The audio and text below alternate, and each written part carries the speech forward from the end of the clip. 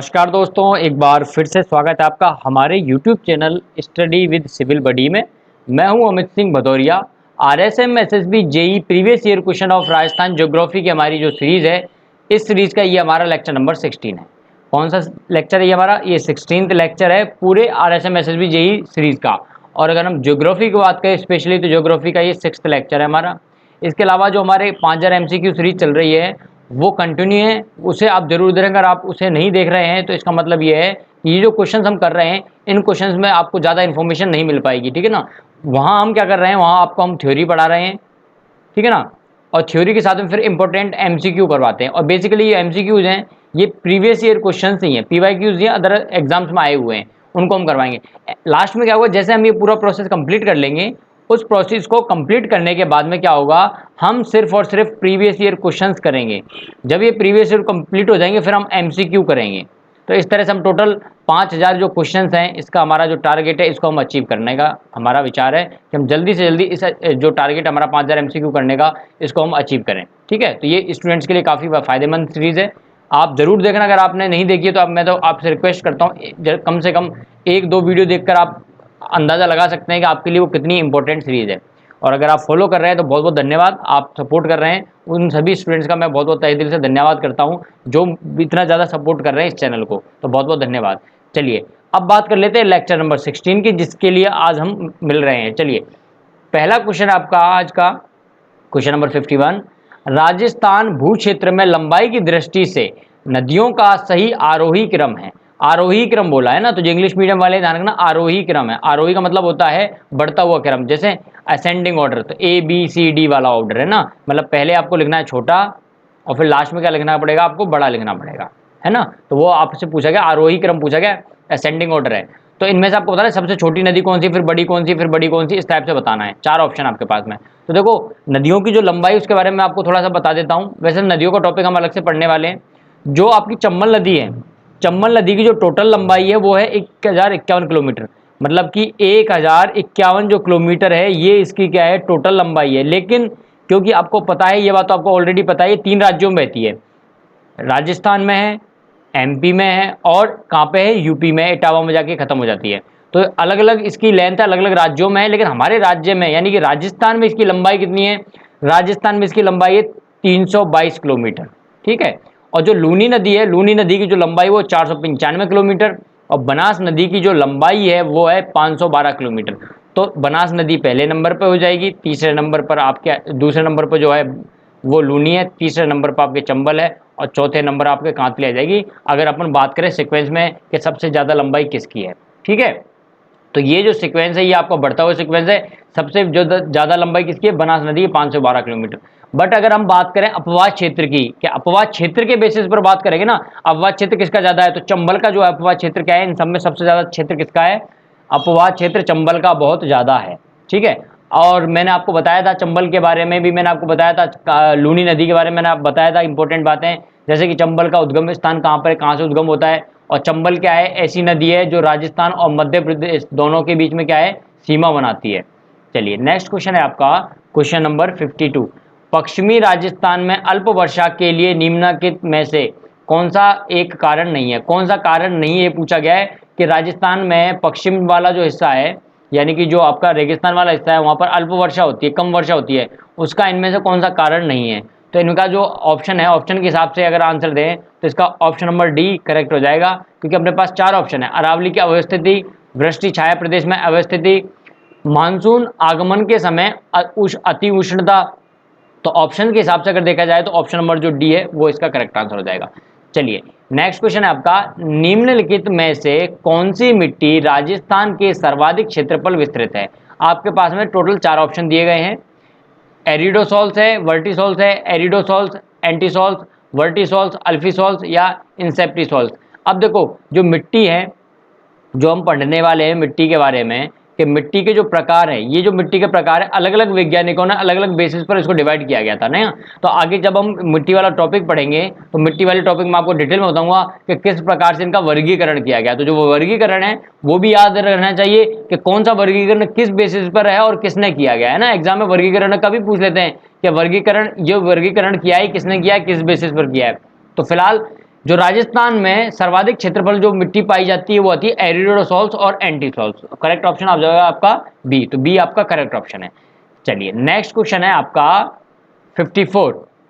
Mount Abu क्षेत्र में किस प्रकार की प्राकृतिक वनस्पति पाई जाती है? जो माउंट आबू का जो क्षेत्र है, यानी सिरोही की बात कर रहे हैं हम, माउंट आबू सिरोही, ठीक है ना, उस जो क्षेत्र है उस क्षेत्र की बात कर रहे हैं। और मैंने आपको बताया माउंट आबू सिरोही जो क्षेत्र है यहाँ पर क्या है, अरावली की सबसे ऊंची पर्वत है, जो चोटी है, सबसे ऊंची चोटी कौन सी है वो भी मैंने आपको बताया, तो कमेंट करके बताना अरावली की पर्वत, अरावली जो पर्वत है उसकी सबसे ऊंची चोटी कौन सी है, कमेंट करके बताना, मैंने लास्ट वीडियो में बताया है। अच्छा, अब हम बात कर रहे हैं कि वनस्पति के बारे में बात कर रहे हैं कि प्राकृतिक वनस्पति जो पाई जाती है माउंट आबू यानी कि सिरोही में वो कौन सी है। तो जो सिरोही वाला एरिया है, माउंट आबू का एरिया, वहां पाई जाती है उपोष्ण कटिबंधीय सदाबहार, उपोष्ण कटिबंधीय सदाबहार वन पाए जाते हैं कहां पर, माउंट आबू में। माउंट आबू में बहुत सारे फेमस जगह हैं, बहुत सारी चीजें हैं, एग्जाम में खास करके माउंट आबू का जो दिलवाड़ा जैन मंदिर है उसके बारे में क्वेश्चन आ जाता है। जैन मंदिर बने हुए हैं माउंट आबू में, उनमें सबसे फेमस कौन सा, दिलवाड़ा जैन मंदिर। Question number 55। राजस्थान में विधि द्वारा संरक्षित तथा विश्व धरोहर में शामिल अद्वितीय पक्षी संरक्षण स्थल है। अब ध्यान रखना, विधि द्वारा संरक्षित भी है, विश्व धरोहर है, ठीक है, और पक्षी की बात हो रही, पक्षी संरक्षण स्थल की बात हो रही, वो भी कहां, राजस्थान में। तो राजस्थान में पक्षियों के लिए सबसे बड़ी जगह कौन सी है, केवलादेव है। कौन सी है, केवलादेव।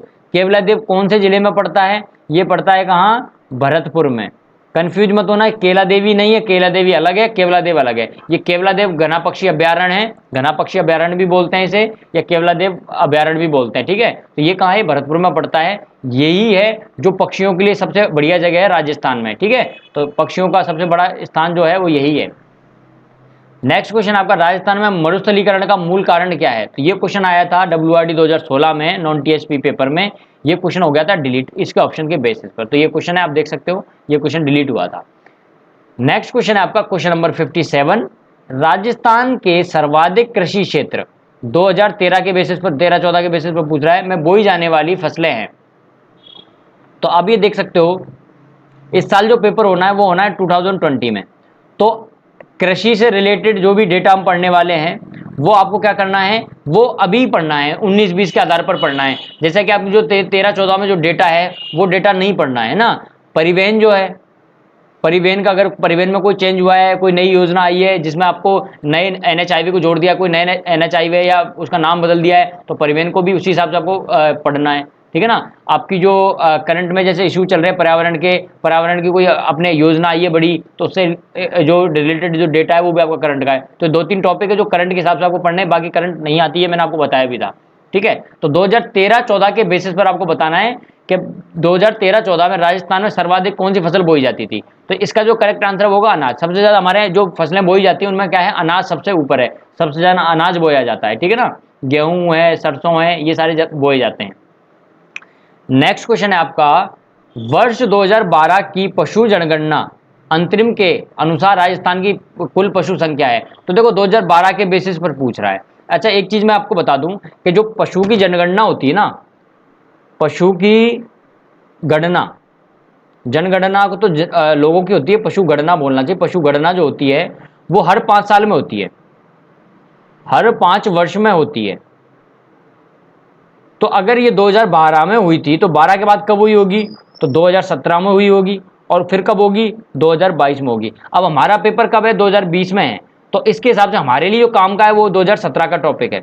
2017 का जो डेटा है वो हमारे काम का है। तो 2017 के बेसिस पर आपको क्या करना है, याद रखना है, आगे जो क्वेश्चन आएगा हमारे वो 2017 के बेसिस पर आएगा, ठीक है। तो 2017 का जो डेटा है वो मैं आपको प्रोवाइड करने वाला हूं, जल्दी से मैं वीडियो बनाने वाला हूं पशु के ऊपर ही ना, पशु संपदा का भी हम जल्दी से वीडियो बनाएंगे, उसमें आपको मैं प्रोवाइड करने वाला हूं चीजें। चलिए, ये तो बात हुई कि अभी जनगणना जो है वो 2017 की है, उससे पहले 12 वाले का क्वेश्चन आया हुआ है। लेकिन अगर आपसे कोई पूछ ले कि पशु जनगणना है, ये जो पशु जनगणना हुई थी 12 में, कौन सी जनगणना थी, पशु गणना कौन सी थी, मैं बार बार जनगणना बोल देता हूँ ना, याद किया हुआ जनगणना इसलिए। तो 2012 में जो हुई थी ये थी 19वीं, ठीक है ना, 19वीं गणना थी, पशु गणना थी। और 2017 में हो रही है, ये कौन सी है, 2017 में जो हुई थी अभी के हिसाब से 2017 में हो चुकी है, तो वो 20वीं पशु गणना थी। ध्यान रखना, 20वीं जो पशु गणना थी वो कब हुई थी, 2017 में हुई थी, और हर 5 साल में होता है। अच्छा, एक चीज और कि अगर आपसे कोई पूछ ले कि जो पशु गणना है, इस पशु गणना का काम कौन कराता है, तो राजस्व मंडल जो है अपना अजमेर का, राजस्व मंडल, कहाँ है राजस्व मंडल? अजमेर में है। ये पशु गणना का काम करवाता है। पशु गणना का काम कौन करवाता है? अजमेर वाले करवाते हैं, राजस्व मंडल वाले ये करवाते हैं। अब देखो 2012 में जो अपने पास डेटा आया था, 2012 के हिसाब से राजस्थान में टोटल जो पशु थे वो थे 577 लाख। कितने थे? 577 लाख जो टोटल है, या फिर आप ये कह सकते हो 5.77 करोड़, ये टोटल आपके पास में क्या थे? ये पशु आए थे। इनमें से मुर्गियों का अगर पूछ ले तो लगभग 80.24 लाख क्या थी? मुर्गियां थी। ये मुर्गियों का अलग है और पशुओं का अलग है, तो ये मुर्गियां अलग से थी। 80.24 लाख के आसपास, मतलब 80 लाख आप याद रख सकते हो, ये थी। अगर आप, हाँ एक चीज़ और मैंने आपको पहले बताया भी था कि पशुओं के जनगणना, पशुओं की गणना के आधार पर जो सबसे ज़्यादा पशुओं का जो घनत्व है वो मैंने बताया था आपको कि एक तो दौसा में है और एक राजसमंद में है, और सबसे कम जो घनत्व है वो कहाँ है? जैसलमेर में। ये ऑलरेडी मैंने बताया था। और राजस्थान में सबसे ज़्यादा कौन सा पशु पाया जाता है? सबसे ज़्यादा बकरी पाई जाती है। क्या पाई जाती है? बकरी।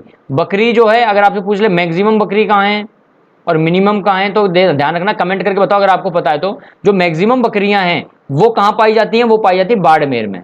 कहाँ? बाड़मेर में। और सबसे कम बकरियां कहाँ हैं? धौलपुर में।